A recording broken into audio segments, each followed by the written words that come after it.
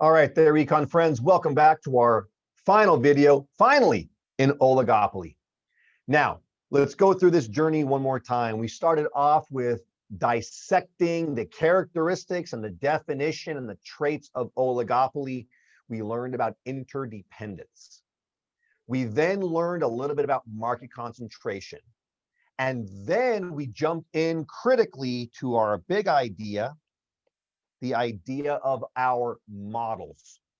And we learned critically and confusingly that because oligopoly is a complicated, nuanced structure that is characterized by interdependence and strategic interaction, we didn't just have one model.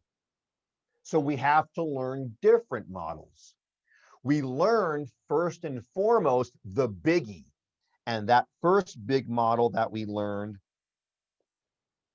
was the collusion model, which we also call the cartel model, okay? We learn about this model, the act as if, but critically we learn that sometimes, oftentimes, this model fails. And then to understand why, we learned a second model. And that model was the model of game theory. Specifically, we learned a particular model that we called the prisoner's dilemma model.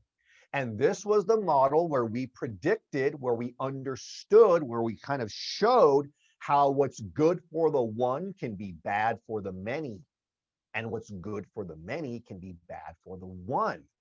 And we used this idea, this model of game theory to kind of sort of make more sense of why cartels form and then cartels fall apart.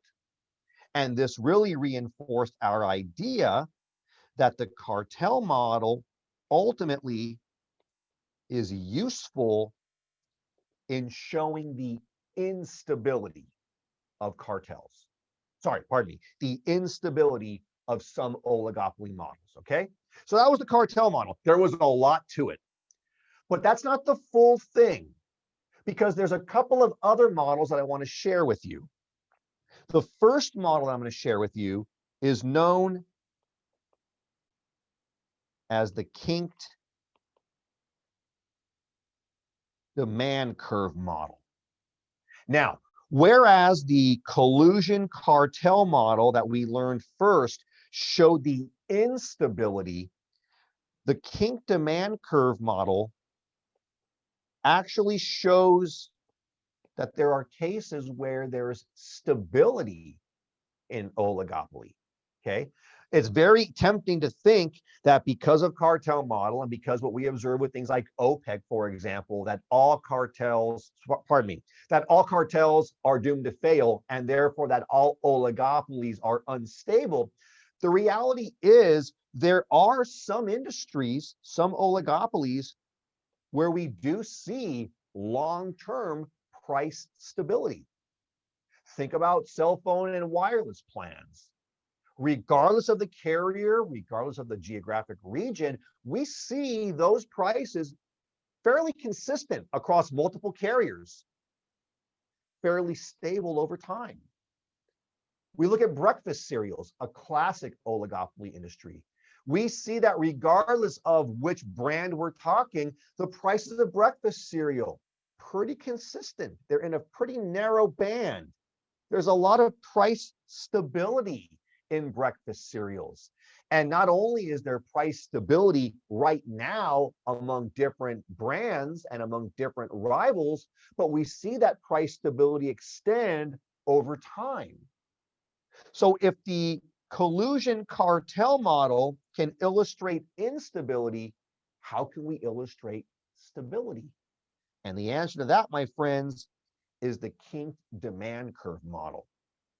The kinked demand curve model, it is an oligopoly model, but critically, this model helps us to explain oligopoly industries where prices tend to remain, as I said a moment ago, stable over time, even when, especially when, even when the underlying costs of production change.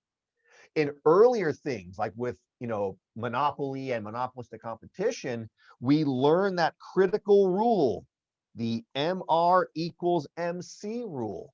And a part of that rule predicted that if the marginal costs change and the marginal cost curve moves, then the MR equals MC point will be at a different place. And the corresponding Q line and the corresponding output level and the corresponding price will change. In other words, under the models that we've learned up to now, anytime you have MR equals MC, which is all the time, that's the big rule, any firms that had different cost structures would have to charge different prices and have different output levels. But we don't see that in a lot of industries. Why? And the kink demand curve helps us to explain it. Let me first show you a picture of the curve of the model, and then we'll dig into it a little bit. What we see here, I'm going to go to a highlighter for some contrast. We see, of course, cost and price up here and output down here. No big. Critically, what we see in this model, we're going to start off, the model begins right here. At this point right here, we have the price that dominates and is stable in the industry, right? The price of breakfast cereals, the price of cell phone plans. And we have the equilibrium quantity at which it happens, okay? Remember, these are our big decisions. How much to make, what price to charge, the Q and the P. In this model, we assume that we're going to start off with the price and output that the oligopoly has agreed upon, that they're at, okay? We then assume that the demand curve is actually split and that we actually have two different demand curve segments. In other words, my friends, what we believe is that the demand curve, and it says AR here, sorry, it says AR here, but mathematically AR is just demand. So I'm going to put demand right there because mathematically it's the same thing, okay? What we believe in this model is that the demand curve is kinked, bent, that there's two demand curve segments. This segment here above the price and this segment here below the price. Now, with that said, let's talk about these assumptions a little bit more. Ultimately, the reason why we see these two different segments and the reason why they have, if you notice, different slopes, meaning different elasticities, is because the kink demand curve model makes two really important assumptions. Assumption number one is that if one firm in the oligopoly raises its prices, the competitors will not react. In other words, assumption number one of kink demand curve, if one firm raises prices, the other firms don't. They hold steady. They leave their prices the same. And they do this because they say, aha, sucker, you raised your prices. I'm going to keep mine the same, and I'm going to steal some of your customers. So assumption number one is that a price raise is not matched. Assumption number two, however, is that if one firm in the oligopoly lowers its prices, all of the other firms have to react by also lowering their prices, because if they don't, then they'll be the ones that lose customers. So in other words, my friends, assumption number one, price raises, not matched. Assumption number two, if prices are lowered, we will see this match. We see this in many, many industries. One of the most common ones where you might see it is actually in the airline and aviation industry. Sometimes one airline will raise prices on particular routes. Oftentimes, assuming that costs stay constant, other rival airlines will not match that price. They'll say, great, you raise your price, we're keeping ours stable, we're not going to match it, and we're going to take your customers and try to make them loyal to us. On the other hand, anytime any one airline lowers its prices on a particular route, all the other airlines have to match that lower price. We call this, and you may have heard the term, a fare war, a price war. It's brought about by the idea that raises are not matched, but drops in prices, a price being lowered, is matched. Again, my friends, as a result of this, the demand curve that the oligopoly faces is kinked. The kink occurs at the oligopoly price, and critically, the section above the price is more elastic, which you know is a relatively flat demand curve, and the section below the price is relatively more inelastic, which you know is a steep demand curve. That, my friends, is why starting at the price, okay, that's the price, we have up here a very, very flat, elastic demand curve section, but below the price, a very, very steep, inelastic section. Okay, it's all about the reaction. It's all about the decision and the reaction. Okay, now here's the other important thing to bear in mind. People call this the kink demand curve. They should really call it the broken marginal revenue curve model, because this is the critical thing. The kink in the demand curve, in turn, leads to a discontinuity. In other words, a gap in the corresponding marginal revenue curve. We learned before that marginal revenue curves are tied to demand curves. So here's how it would look. Let's just try to break this down. Let's take this one right here. Let's say that two sections, two colors. This section of the demand curve is going to correspond with this marginal revenue curve. This section of the demand curve, steeper, corresponds with this marginal revenue section. So since we have two different sections of demand curve, we're going to have two different sections of marginal revenue curve. And critically, let's go to black, right here at the price where the kink occurs, this is the Q line. And what we're going to see is the marginal revenue curve being here, here, and here. Okay, that was kind of clunky, my friends. I'll clean it for you. In other words, my friends, since we have a kinked demand curve that is here, we're also going to have a broken, a discontinuous, a gapped marginal revenue curve, which will be here. And critically, we connect that gap along this dotted line. And that, my friends, is the key, because you remember that our big decision was always around, let's go back to blue, marginal revenue equals marginal cost.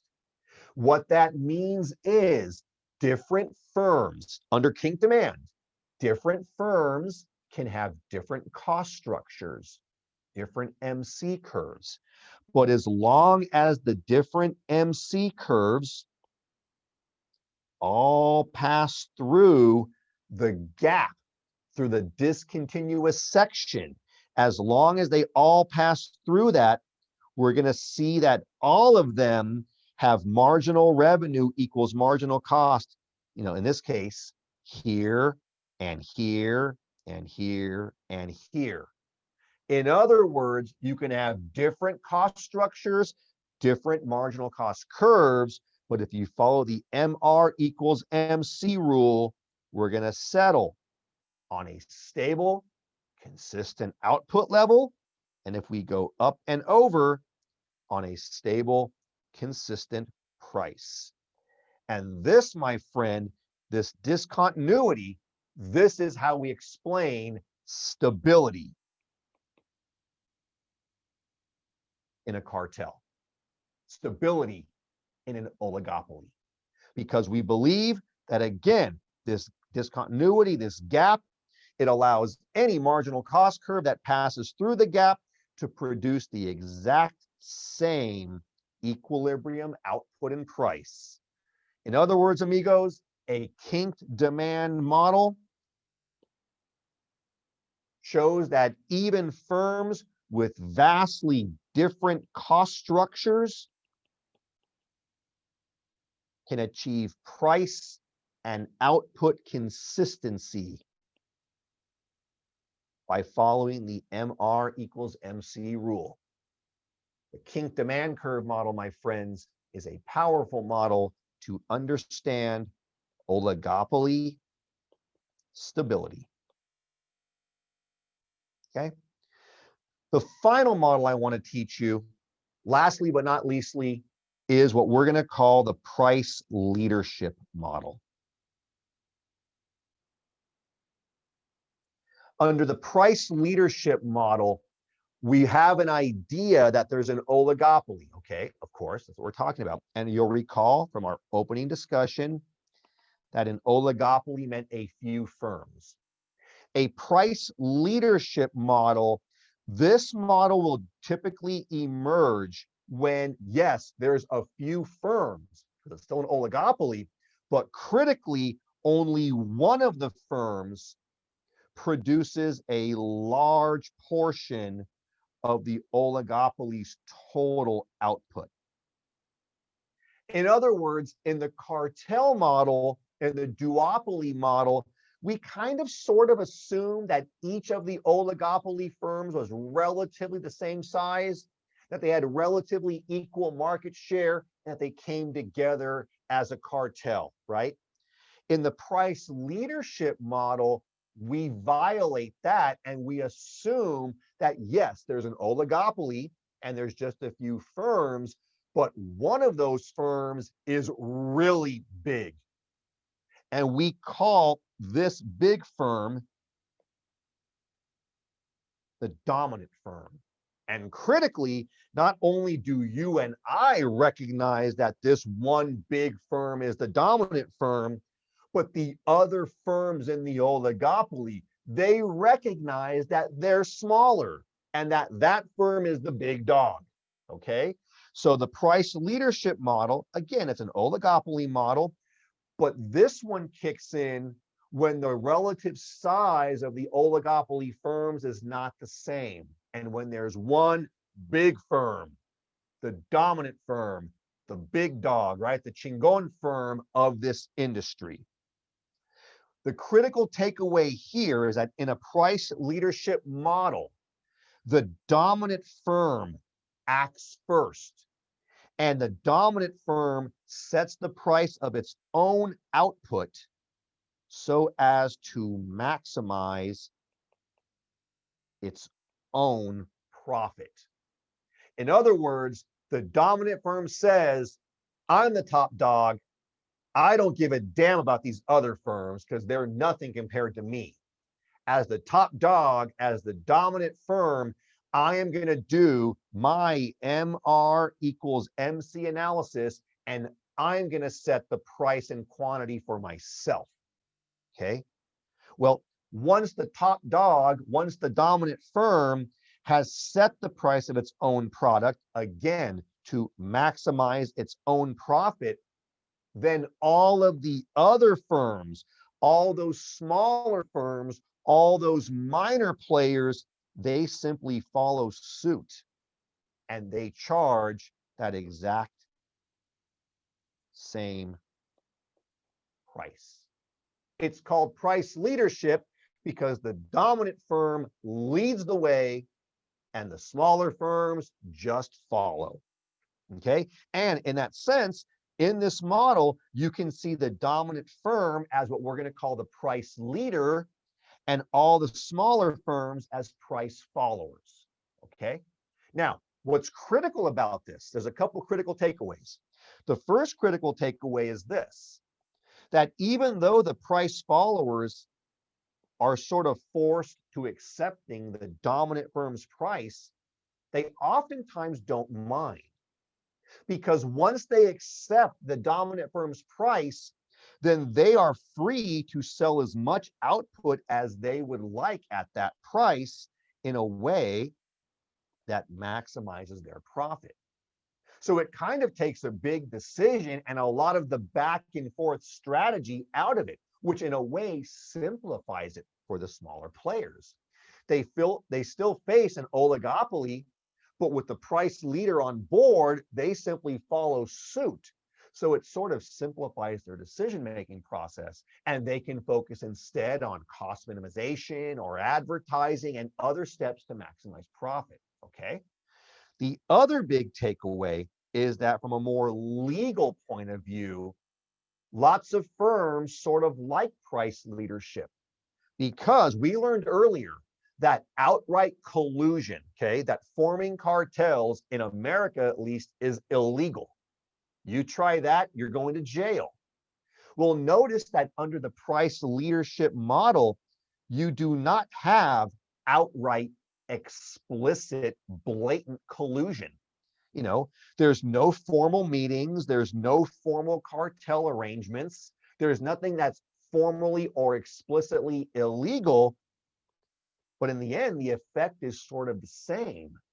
So the firms have a way of maximizing their profits while sort of avoiding legal prosecution because they're not explicitly breaking rules, okay?